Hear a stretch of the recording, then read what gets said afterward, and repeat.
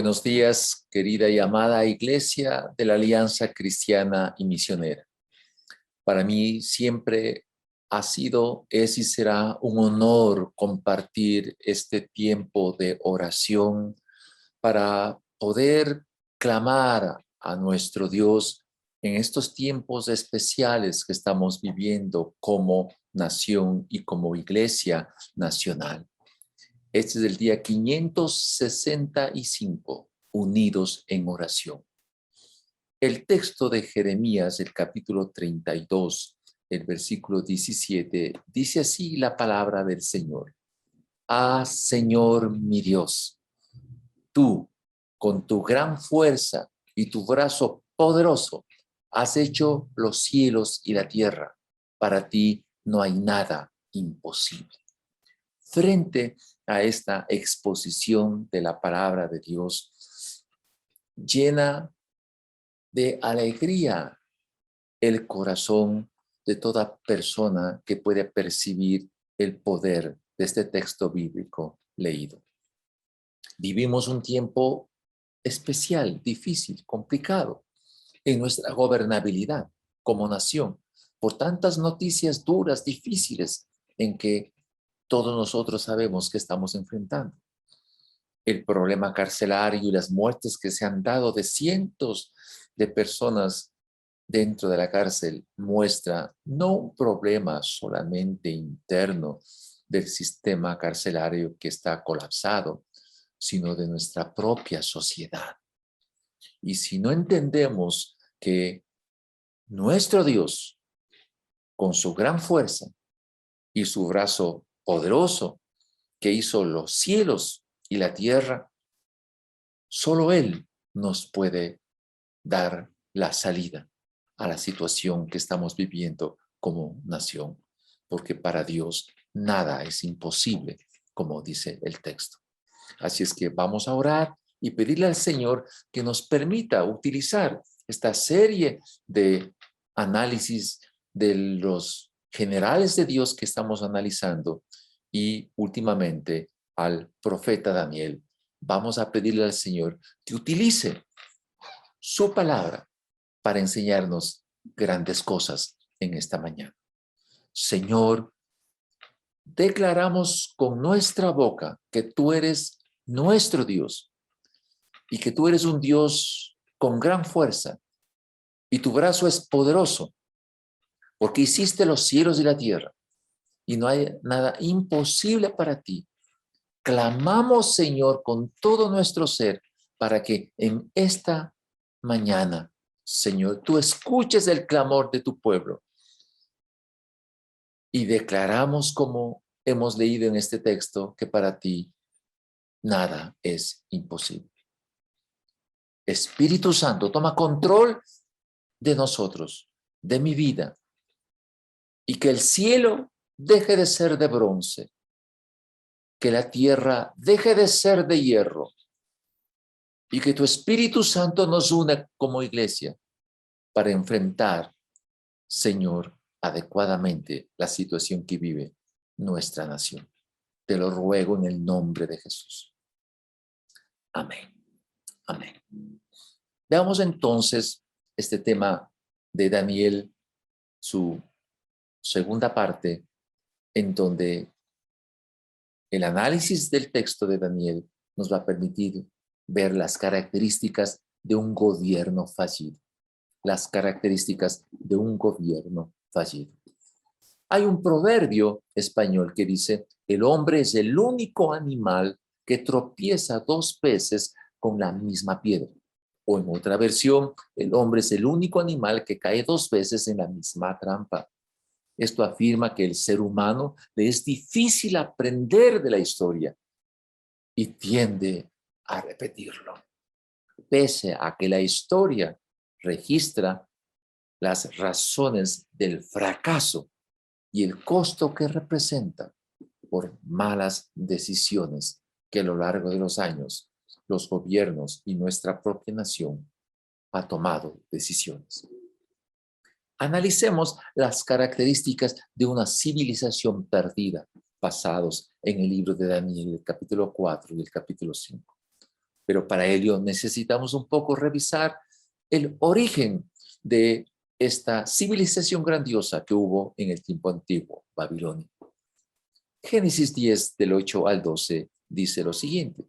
Cus fue padre de Nimrod, conocido como el primer gran guerrero de la tierra, quien llegó a ser un valiente cazador ante el Señor. Por eso se dice como Nimrod, valiente cazador ante el Señor. Las principales ciudades de su reino fueron Babel, Erech, Akkad, Calné, en la región de Sinar.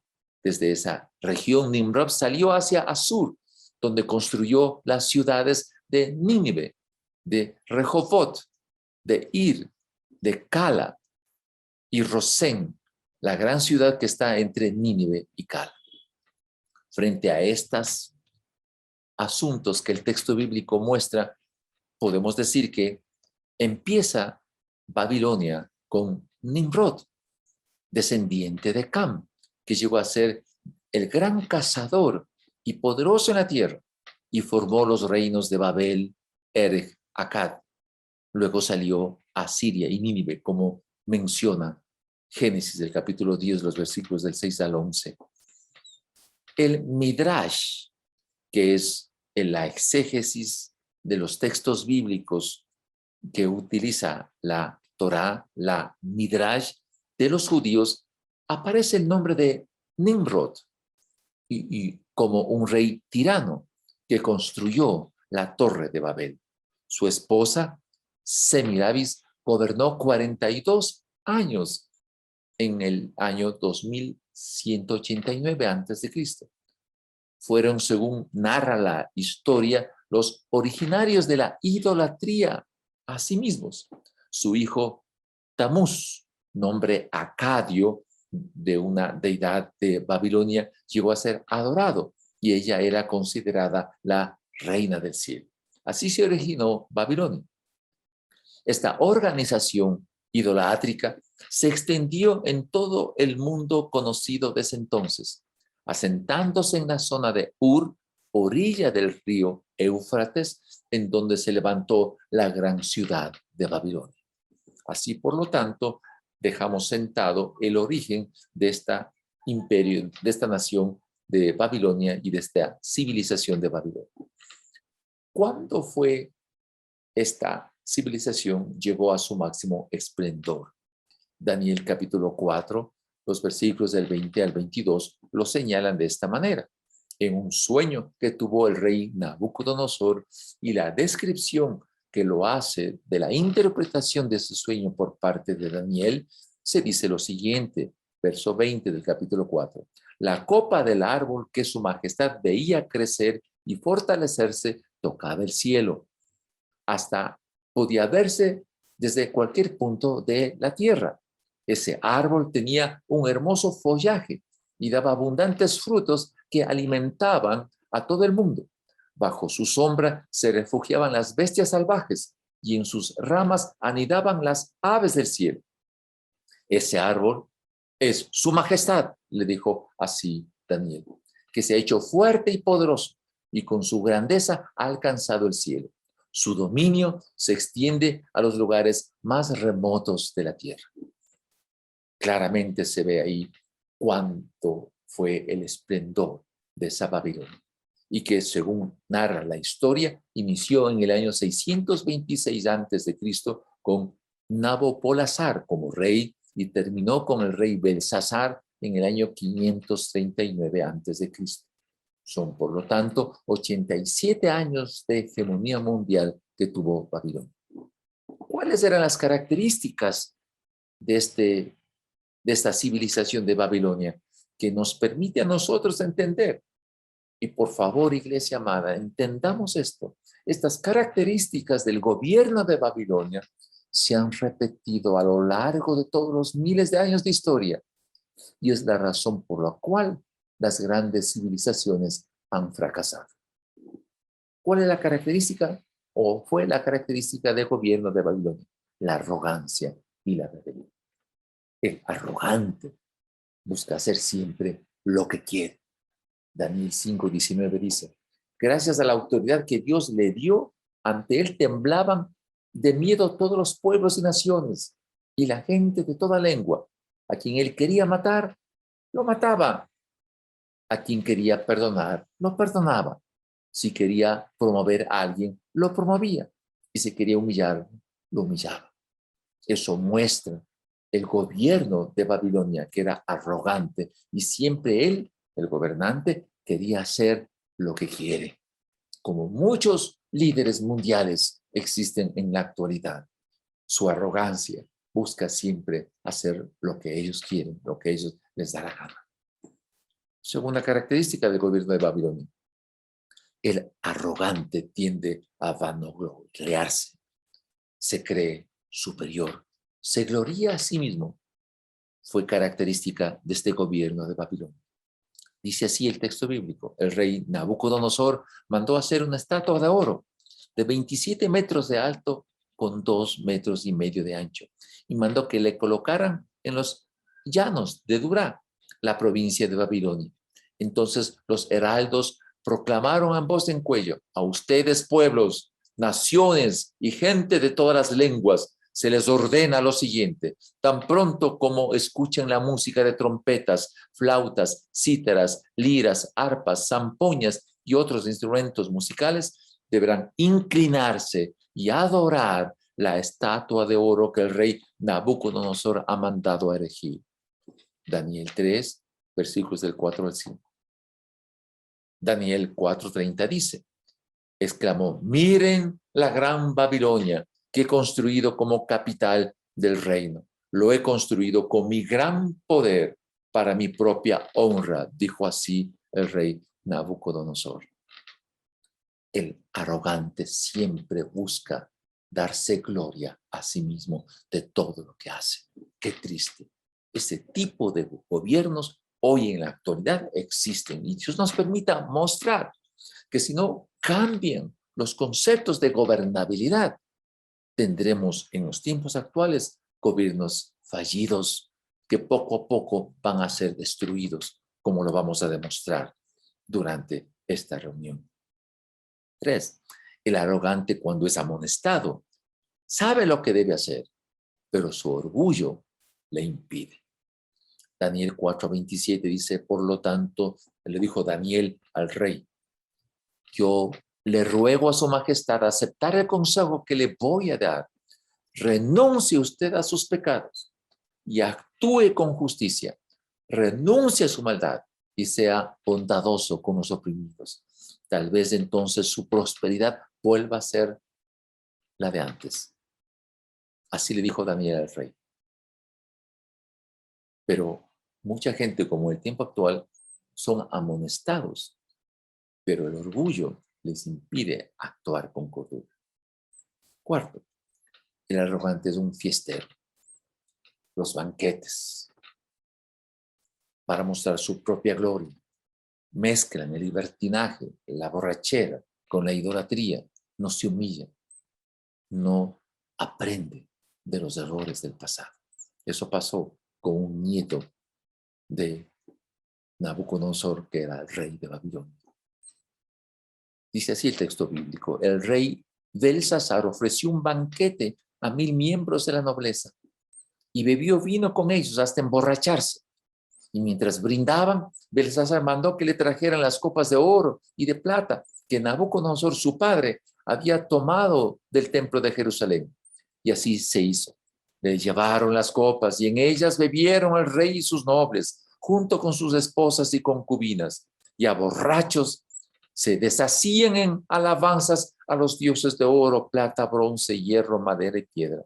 Dice Daniel capítulo 5, los versículos del 1 al 5. Pero en el versículo 22 dice el texto: sin embargo, a pesar de saber todo esto, usted, hijo de Nabucodonosor, no se ha humillado. Así le dijo Daniel. ¿Cuáles son las características del colapso de las civilizaciones? Si el Señor permitiera que esto escuchen todos los gobiernos del mundo, temblarían como tembló el rey Belsasar cuando fue escrito en la pared un mensaje que Dios dio para todos los gobiernos del mundo que gobiernan con arrogancia.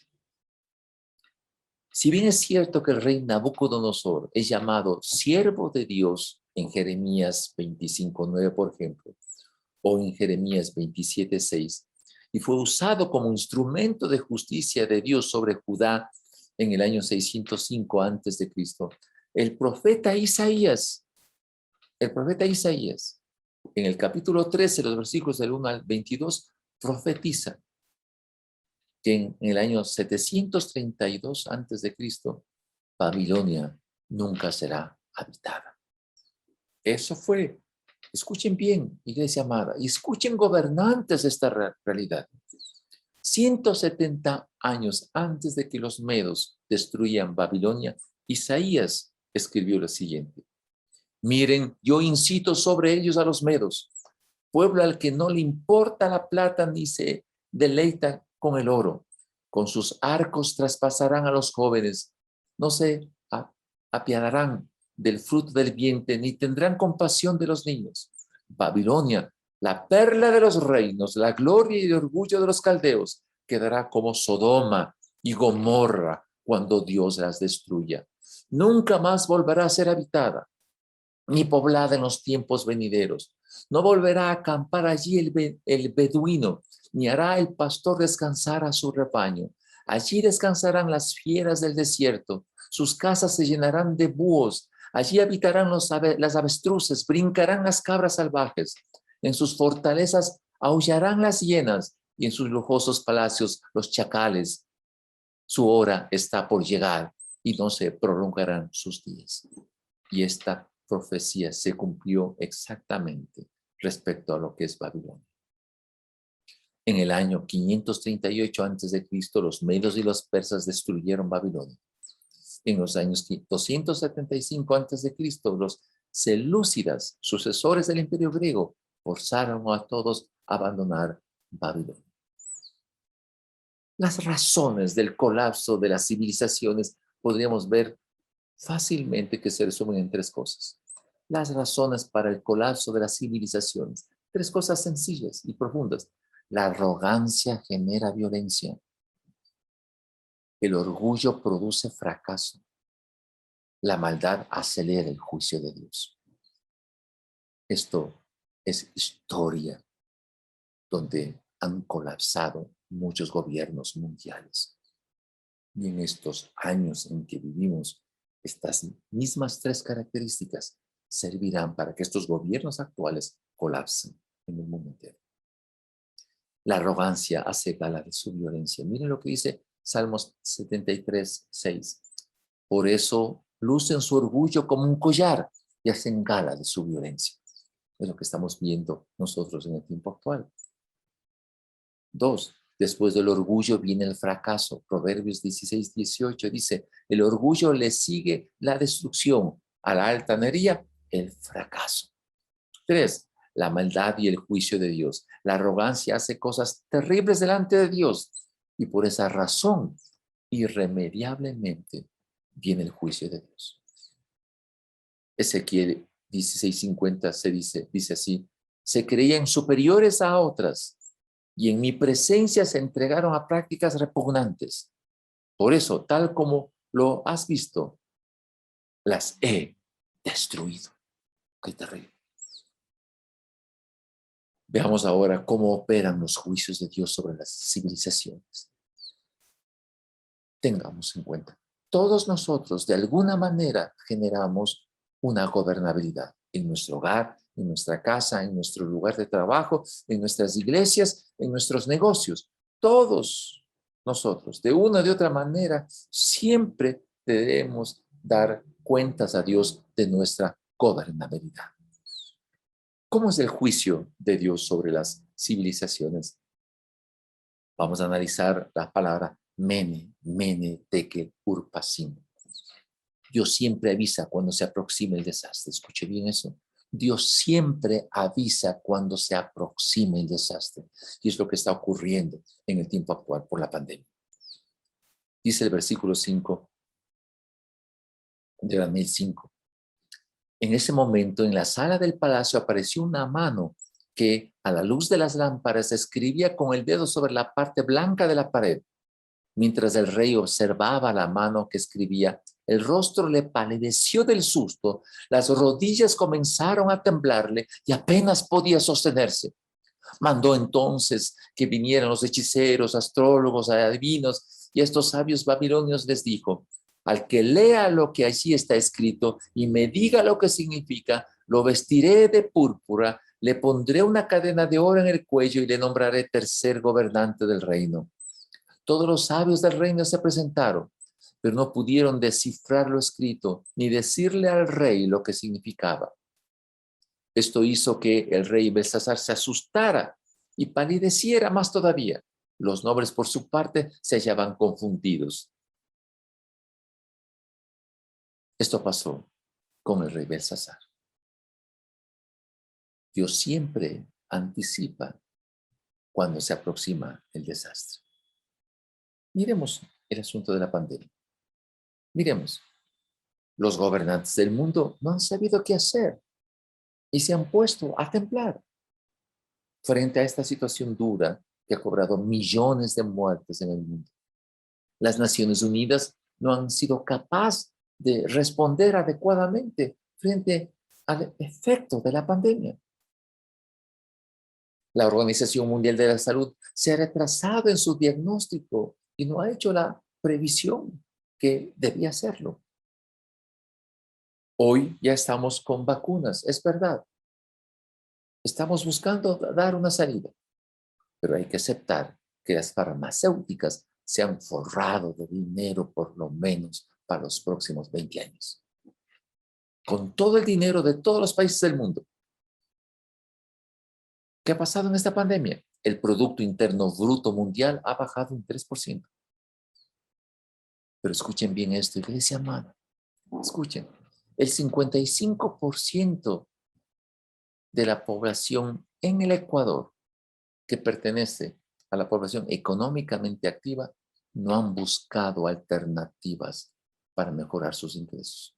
Más de la mitad de la población ecuatoriana se han quedado igual, sin buscar otras alternativas de ingreso. Déjeme decirlo con todo mi corazón. El mayor efecto de esta pandemia ha sido y es el desorden y el caos. El orden es la piedra angular del éxito económico. Los países que han logrado poner orden han sido los que mejores se han beneficiado. Y ahí apareció esa mano que escribió en la pared blanca y el rey llamó a todos sus asesores, sus magos, sus adivinos, para que les indique el significado. Nadie lo pudo hacer, solo Daniel. Miren lo que el texto decía. Por eso Dios ha enviado esa mano a escribir lo que ahí aparece. Mene, Mene, Tekel, Urpasin, según Daniel capítulo 5, el versículo 25. La transliteración en arameo de estas palabras, Mene, Mene, Tekel, Urpasin, significa contado, contado, pesado, pedazos. Contado, contado, pesado, pedazos. Pese a que estaba en idioma arameo, que era conocido, requería interpretación. Los sabios que leyeron la escritura antes de Daniel no pudieron dar el significado de la interpretación.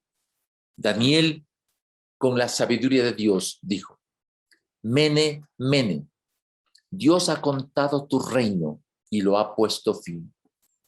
Y la palabra Mene, Mene se repite 2 veces. Indica el énfasis de Dios en aclarar la situación. Tekel, pesado has sido en balanza y fuiste hallado falso. Urpasin, ha sido roto tu reino y dado a los medos y a los persas. Wow. ¿Qué aplicación tiene estas palabras Mene, Mene, Tekel, Urpasin en el tiempo actual? Bastante. Quiero que me escuche bien, iglesia amada. Todos nosotros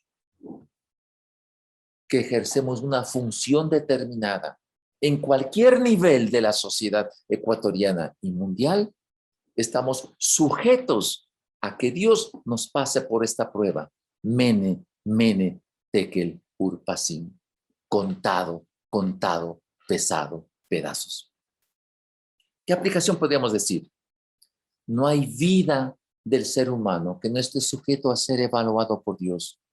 Por lo tanto, al rendir cuentas, es una necesidad que nosotros no podemos pasar por alto. Tarde o temprano, en esta tierra se nos pasa la factura de todo lo que hacemos.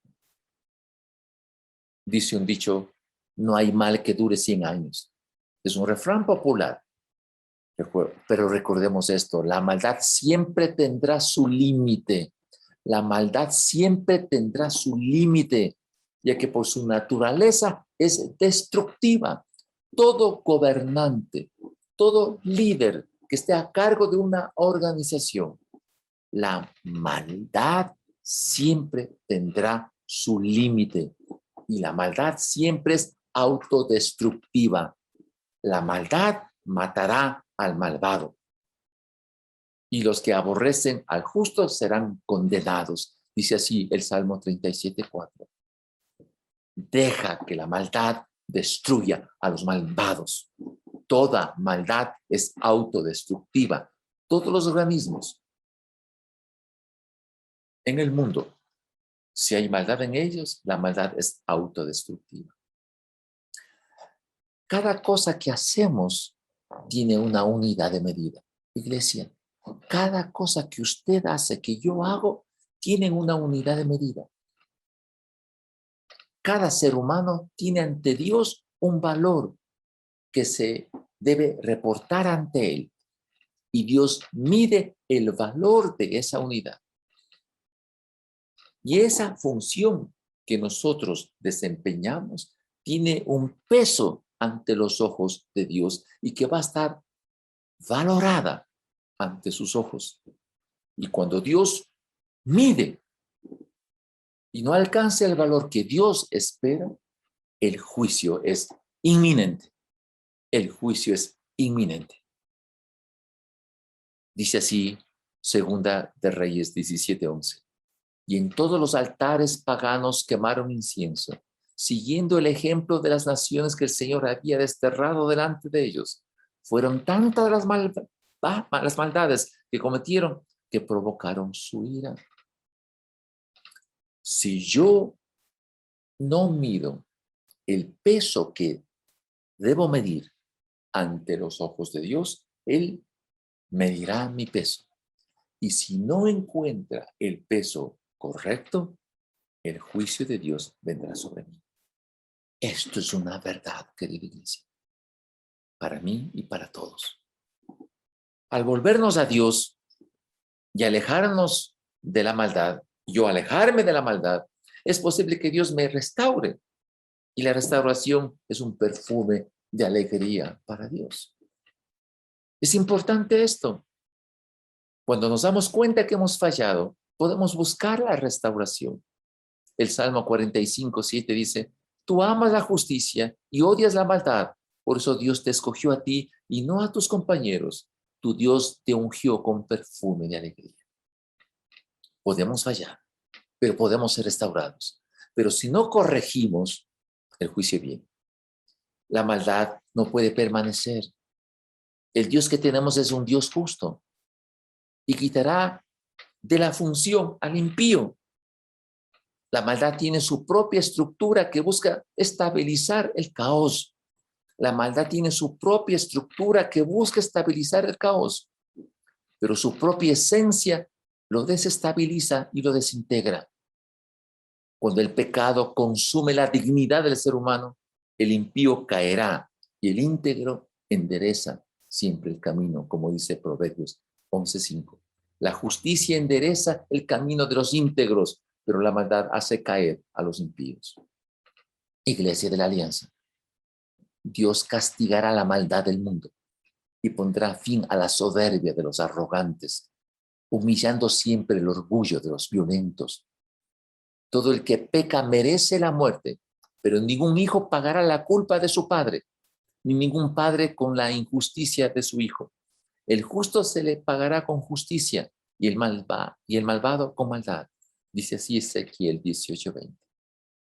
Todo el que peque merece la muerte, pero ningún hijo cargará con la culpa de su padre. y ningún padre con la de su hijo. Al justo se le pagará con justicia y al malvado se le pagará con maldad. Qué importante que entendamos esto. Toda corrupción tiene su límite. Toda corrupción tiene su límite. Y lo que hacemos a escondidas siempre un día saldrá a la luz. Y cuando llegue al colmo, Dios no revocará su castigo y utilizará la naturaleza para manifestar su ira. Y utilizará la naturaleza para manifestar su ira. Querida iglesia, esto es importante. Con autoridad del Espíritu Santo, permítame decir lo siguiente. La gobernabilidad de Dios debe comenzar en casa, en el hogar, dentro de la familia. La enseñanza se potencializa con lo que se es y no únicamente con lo que se sabe. A veces somos expertos en decir lo que sabemos, pero no vivimos lo que sabemos. La gobernabilidad de Dios tiene como efecto la justicia. La justicia y la equidad es la evidencia en la persona que gobierna su Dios, con Dios. La justicia y la equidad es la evidencia en la persona que gobierna según Dios. El rol de la Iglesia de Cristo es ser agente de sanidad en cada lugar donde los miembros de la Iglesia se desenvuelven. Mi seguridad está con Dios, que me da todo para disfrutarlo. Soy rico en buenas obras y alcanzo la honra cuando sé que doy. Busquemos a Dios en oración. Ayúdanos, oh Dios, a entender que cada uno de nosotros estaremos sujetos a una balanza. Mene, mene, tekel, urpasim. Y que vamos a siempre a ser contados. Y si nuestro peso no es el que corresponde, seremos quitados, destrozados, destruidos. Ayúdanos a entender que las grandes civilizaciones han caído por orgullo y arrogancia. Pero ayúdanos a nosotros también a entender como Iglesia Nacional, como ecuatorianos, que las leyes de Dios deben cumplirse. Señor, hemos escuchado noticias terribles en las cárceles del Ecuador, debido al enfrentamiento de las bandas criminales que rigen el control de las cárceles. Padre, en el nombre de Jesús, Espíritu Santo, queremos rogarte que tú destruyas la estructura de pecado de las bandas delincuenciales. Destruye, Señor, los carteles de la droga. En el nombre de Jesús, destruye los carteles de la droga y el crimen organizado. Desbarata sus planes. En el nombre de Jesús, clamamos como iglesia con todo el corazón. Oramos por las familias del Ecuador, por sus ingresos económicos, que deben estar listos para vertir en la educación de los hijos de nuestras familias. Proveer los recursos necesarios en el nombre de Jesús.